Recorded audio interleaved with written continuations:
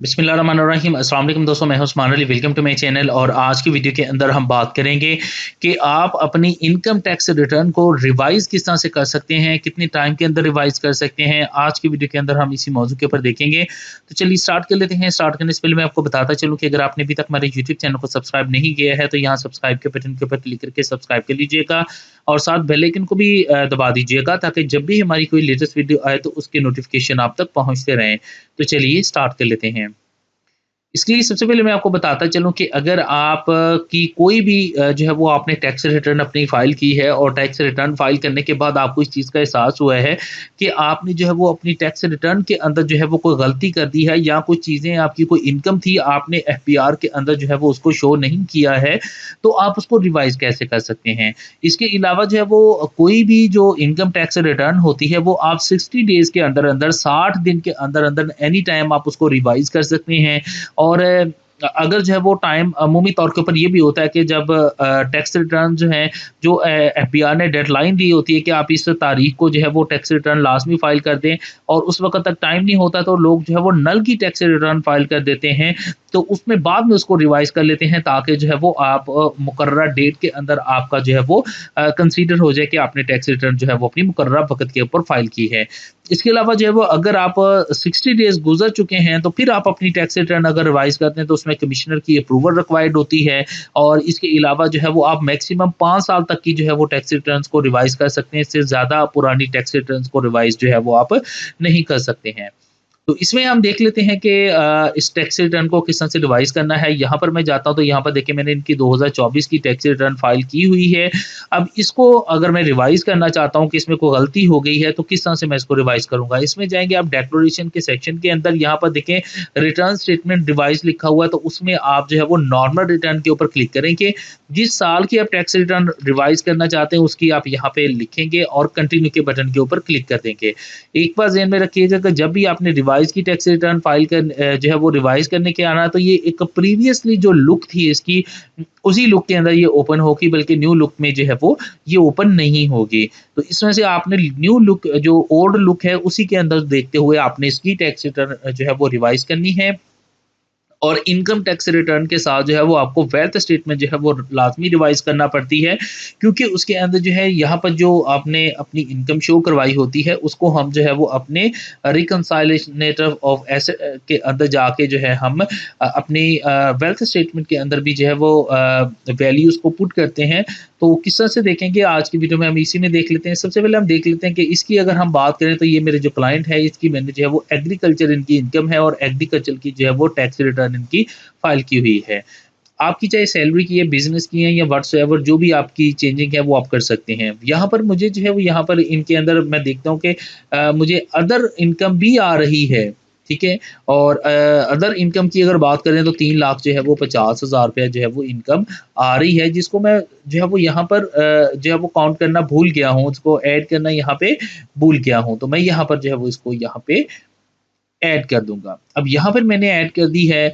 अब ये जो है वो जो है वो इनकम जो आ रही है इसके लिए जो है वो मेरा जो बिज़नेस है उसके लिए बिज़नेस एसेट्स भी बनाने पड़ेंगे। तो बिज़नेस एसेट्स मैं लिख देता हूँ, इसमें कैपिटल था मेरा 6 लाख रुपया, 6 लाख रुपए इसके जो है वो क्रेडिट है, इसको मैं यहाँ पे ले जाता हूँ। स्टॉक मेरे पास जो है वो पड़ा हुआ है वो 3,50,000 का, इसकी बैलेंस शीट हम यहाँ से प्रिपेयर करेंगे। उसके बाद कैश के अंदर जो है या अदर लायबिलिटीज़ के अंदर यहाँ पर जो भी है आप उसके अकॉर्डिंग जो है वो आप यहाँ पे लिखेंगे। यहाँ पर हमारा जो है वो ये भी कंप्लीट हो गया है। अब यहाँ पर जाते हैं, इसको बाद हम जाएँगे अपनी टैक्स चार्जेबल के अंदर, फाइनल फिक्स के अंदर, और यहाँ पर मैं जाके सर्च करता हूँ सेक्शन 154 ए। तो यहाँ पर 154 ए जो है यहाँ पर एक्सपोर्ट के से रिलेटेड है, और यहाँ पर देखते हैं एक्सपोर्ट प्रोसीडिंग्स हैं, और यहाँ पर मैं इसको ऐड कर लेता हूँ। तो हमने कितनी जो है वो इनकम वहाँ पर ऊपर ऐड की थी, 3,50,000 रुपया। ठीक है जी। ओके जी। और इसके ऊपर जो है वो 3500 रुपया जो है वो टैक्स बनता है, जो कि ऑलरेडी जो है वो हम पे कर चुके हैं। और इसके अंदर जो है हम यहाँ पर मैंने एक, यहाँ पर अदर सोर्सेस के अंदर, रिसेप्ट्स के अंदर यहाँ पर इसको हम फाइनल फिक्स के अंदर यहाँ पे 7 ऐड कर देंगे। ओके जी, यहाँ पर हमारी कंप्लीट हो गई है और इसको हम जाएँगे कॉम्पिटिशन्स के अंदर। हमारा जो टैक्स ₹3500 बनता है, हम यहाँ पे जाएँगे और ₹3500 टैक्स जो है वो डेफ़िनेटली जो है वो जब पेमेंट्स आती हैं तो वो बैंक उसी वक़्त कलेक्ट कर लेता है, वो हम यहाँ पे लिखेंगे और इसको कैलकुलेट कर देंगे। उसके बाद कॉम्पिटिशन में जाते हैं तो यहाँ पर देखिए हमारा टैक्स जो है वो 0 आ चुका है, ठीक है जी, हमारा रिफंड में चला गया है। अब क्या करेंगे हम यहाँ पर अपनी जो टैक्स रिटर्न है इसके अंदर जो चेंजिंग करनी थी वो हमने कंप्लीट कर ली है। करने के बाद जो है वो आप जाएँगे अटैचमेंट के अंदर, यहाँ पर आपको बाकायदा तौर के ऊपर साथ जो है वो कोई प्रूफ़ जो है वो साथ आपको लगाना पड़ेगा कि क्यों आप जो है वो अपनी टैक्स रिटर्न को जो है वो फ़ाइल कर रहे हैं। रीज़न ऑफ़ द जो है वो आप यहाँ पे लिखेंगे। मैं यहाँ पर अपलोड कर लेता हूँ। आपके पास जो है वो आपकी जो भी आपकी रीज़न्स हैं उसकी जो प्रूफ़ है वो आप यहाँ पे साथ जो है वो अटैच करेंगे। यहाँ पर मैं जाऊँगा और इसको यहाँ पे अटैच कर दूँगा। ओके के बटन के ऊपर क्लिक कर दूँगा। ये हमारी यहाँ पर जो है वो अटैच हो चुकी है, ठीक है जी। उसके बाद जो है वो अगर आप फर्दर जो है वो आपकी बिज़नेस की है उसके अकॉर्डिंग जो है फर्दर भी आपको यहाँ पर जो है वो आपको अकाउंट्स की भी जो है वो अपनी जो है वो रीज़न जो है वो यहाँ पे पुट अप करनी पड़ेंगे। उसके बाद जो है वो यहाँ पर जाएँगे आप वेरिफ़िकेशन के अंदर और यहाँ पर आपने पिन कोड अपना देना है और वेरीफ़ाई के ऊपर क्लिक करना है, तो आप सबमिट के बटन के ऊपर क्लिक करेंगे तो आपकी इनकम टैक्स रिटर्न जो है जो आपने रिवाइज़ की है, वो यहाँ पर जो है वो सबमिट हो जाएगी। लेकिन इसके साथ जो है वो आपको डेफ़िनेटली जो है वो आपको बाकायदा तौर के ऊपर टैक्स रिटर्न जो है वो रिवाइज़ करनी पड़ेगी वेल्थ की भी, क्योंकि उसमें जो एंट्रीज़ हैं हमने 3 लाख रुपया जो है वो और बिज़नेस का जो हमने यहाँ पर मैं वेल्थ स्टेटमेंट सबसे पहले आते हैं और यहाँ पर मैं बता देता हूँ कि मैं 2024 की जो है वो इसमें रिवाइज़ कर रहा हूँ। इसमें 2 चीज़ें हमने यहाँ पर ऐड करनी है। सबसे पहले रिकंसाइल ऑफ नेट एसेट्स हैं, इसके अंदर हम आते हैं तो हमने फाइनल फिक्स के अंदर कितनी अमाउंट जो है वो 3,50,000 रुपए मज़ीद ऐड की है, वो हम यहाँ पे ऐड करेंगे और उसके बाद जो है हम जाएँगे लायबिलिटी और एसेट्स के अंदर और यहाँ पर हमने अपने बिज़नेस कैपिटल जो है वो हमने ऐड किया था 6 लाख रुपया।